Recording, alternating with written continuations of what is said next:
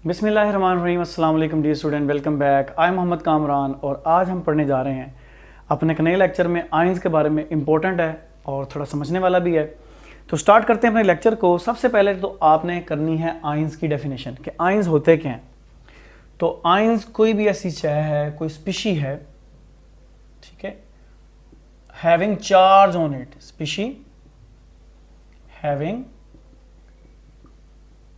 Charge on it, जिस पर कोई चार्ज होता है, ठीक है। और चार्ज दो तरह का हमने पढ़ा है, पॉजिटिव एंड नेगेटिव, ठीक है जी। अब डियर स्टूडेंट, पहले तो आइंस की डेफिनेशन करने के बाद मैं आपको बताऊंगा कि आइन बनते कैसे हैं, फिर हम देखेंगे पॉजिटिव को क्या बोलते हैं, नेगेटिव को क्या बोलते हैं। डियर स्टूडेंट, हमारे पास लेट्स सपोज कोई एटम है, ठीक है जी, दिस इज एन एटम।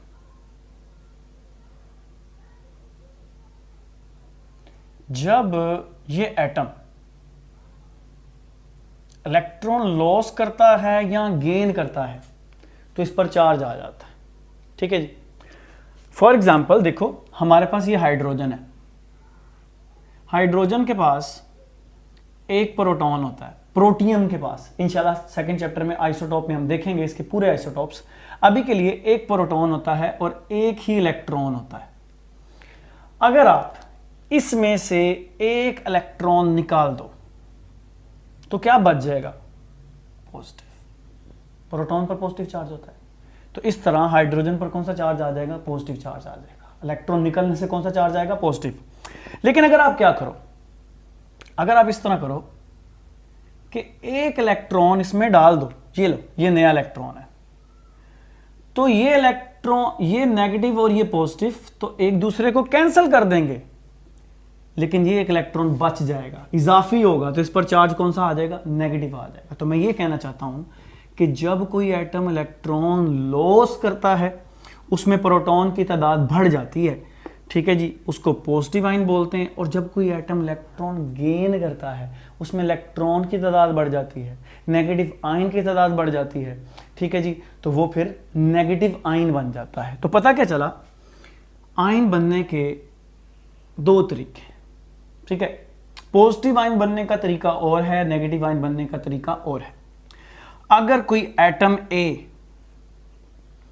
अपने अंदर से इलेक्ट्रॉन निकाल दे, ठीक है जी, ये इसका इलेक्ट्रॉन निकल गया, तो इलेक्ट्रॉन निकलने की वजह से इस पर चार्ज आ जाता है पॉजिटिव, और इसको बोलते हैं पॉजिटिव आइन। और हां, अगर इस इलेक्ट्रॉन को कोई एटम बी ले ले, एटम बी इस इलेक्ट्रॉन को ले ले, तो इस पर नेगेटिव चार्ज आ जाएगा। कौन सा चार्ज आ जाएगा? इस पर नेगेटिव चार्ज आ जाएगा। तो पता क्या चला, इलेक्ट्रॉन देने से पॉजिटिव चार्ज आता है, इलेक्ट्रॉन लेने से नेगेटिव चार्ज आता है। अब इस तरह की कुछ एग्जांपल हम पढ़ लेते हैं dear student. Let's suppose dear student, हमारे पास हाइड्रोजन है। हाइड्रोजन ये एक इलेक्ट्रॉन लॉस करता है और H पॉजिटिव आयन में बदल जाता है। इसी तरह सोडियम भी एक इलेक्ट्रॉन लॉस करता है और इलेक्ट्रॉन लॉस करके ये किस आयन में बदल जाता है? पॉजिटिव आयन में बदल जाता है। अब यहां पर आपने फोकस करना है, मैग्नीशियम एक नहीं दो इलेक्ट्रॉन लॉस करता है और इस पर चार्ज भी पॉजिटिव 2 आ जाता है। अच्छा, आपने इसको प्लस माइनस नहीं पढ़ना, ठीक है। पॉजिटिव और नेगेटिव कुछ खोने और कुछ पाने का एहसास है, ठीक है। ये कोई प्लस माइनस यहां मैथ नहीं हो रहा, ठीक है जी। इसी तरह बेटा जी, एल्यूमिनियम 3 इलेक्ट्रॉन लॉस करता है और उस पर पॉजिटिव 3 चार्ज आ जाता है, ठीक है जी। जो जितने लॉस करता है वो उतना पॉजिटिव, जो जितने गेन करता है वो उतना नेगेटिव। अब इधर देखते हैं, हमारे पास क्लोरीन एक इलेक्ट्रॉन गेन करता है और गेन करने के बाद ये Cl नेगेटिव बनाता है। ऑक्सीजन 2 इलेक्ट्रॉन गेन करता है और O नेगेटिव 2 बनाता है। इसी तरह नाइट्रोजन 3 इलेक्ट्रॉन गेन करता है, N नेगेटिव 3 बनाता है। अब डियर स्टूडेंट याद रखिएगा, जो पॉजिटिव आयन होता है, ठीक है, इसका एक नाम है, नाम, और इसका नाम है कैटायन, कैट आयन। और ये जो नेगेटिव आयन है इसका नाम है एनाइन। इसको कैटाइन क्यों बोलते हैं, एनाइन क्यों बोलते हैं, वो लेक्चर के एंड पे अगर टाइम मिला तो मैं आपको ज़रूर बताऊंगा। ठीक है जी, चैप्टर 7 से थोड़ा सा कॉन्सेप्ट हमने लेना है। अभी के लिए क्या है जी, कैटाइन कैसे बनता है, ये शॉर्ट क्वेश्चन भी आता है। Cation is form by the loss of electron. और एनाइन कैसे बनता है, A9 is form by the gain of electron. अब डियर स्टूडेंट याद रखिएगा, अगर आप कैटाइन बनाना चाहते हैं तो इसके लिए आपको एनर्जी देनी पड़ेगी और एटम को एनर्जी मिलेगी। तो ये एक एंडोथर्मिक प्रोसेस है। गालिबन ये आपकी बुक में बताया हुआ नहीं है, मैं खुद से बता रहा हूं आपको। ठीक है, नहीं करना होगा मत कीजिएगा। एंडोथर्मिक, ठीक है जी। और एनाइन जब बनता है तो एटम की एनर्जी रिलीज होती है, इसको बोलते हैं एक्सोथर्मिक। ठीक है मेरा बच्चा, तो ये हमें कुछ बातें समझ आ गई कि कैटाइन क्या होता है, एनाइन क्या होता है, कैटाइन कैसे बनता है, एनाइन कैसे बनता है। तो डियर स्टूडेंट याद रखिएगा एक और बहुत ही important short question lower board में आपसे पूछा जाता है।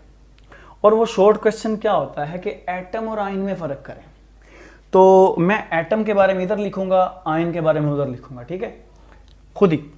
तो ये हमारा आयन वाला सेगमेंट हम क्लोज कर देते हैं यहां तक।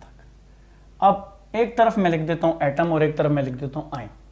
ठीक है जी। अब डियर स्टूडेंट यहां मैंने लिख दिया है एटम और ये मैंने लिख दिया आयन। ठीक है जी, एक तरफ एटम एक तरफ आयन। तो सबसे पहला फर्क है कि ये किसका बेसिक यूनिट है। जो एटम होता है ना, एटम याद रखिएगा ये बेसिक यूनिट है किसी भी सब्सटेंस का, बेसिक यूनिट है। ठीक है जी, ऑफ मैटर कह लें, मैटर का। ठीक है जी, किसी भी शय का। और ये भी किसी का बेसिक यूनिट है, लेकिन सिर्फ और सिर्फ किसका,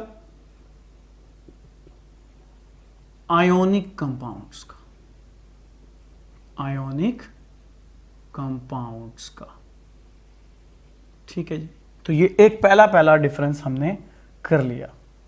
दूसरी बात, क्या ये किसी के साथ बॉन्ड लगाए बगैर आजादाना इंडिपेंडेंटली रह सकते हैं? तो सुनिए, जो एटम है ना डियर स्टूडेंट, में एग्जिस्ट इंडिपेंडेंटली, आजादाना तौर पर रह सकता है। फॉर एग्जाम्पल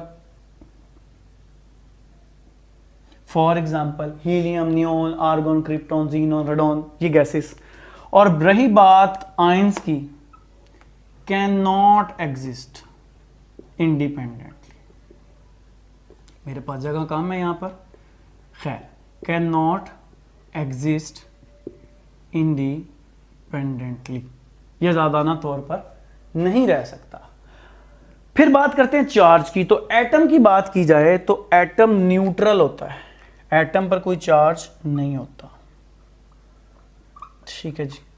और अगर बात की जाए आयन की, तो इनकी तो तारीफ ही हमने ये की है, दैट हैज आइदर पॉजिटिव और नेगेटिव चार्ज।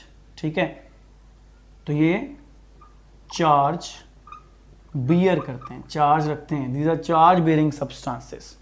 तो डियर स्टूडेंट ये एटम और आयन में जो डिफरेंस है ना, ये हमारा बहुत क्या है, इंपॉर्टेंट शॉर्ट क्वेश्चन है। तो इसी के साथ हमारा ये आयंस वाला टॉपिक भी क्या खत्म हो गया बेटा जी। इंशाल्लाह नेक्स्ट लेक्चर में मिलेंगे। अपना ख्याल रखिएगा, तब तक फी अमान अल्लाह।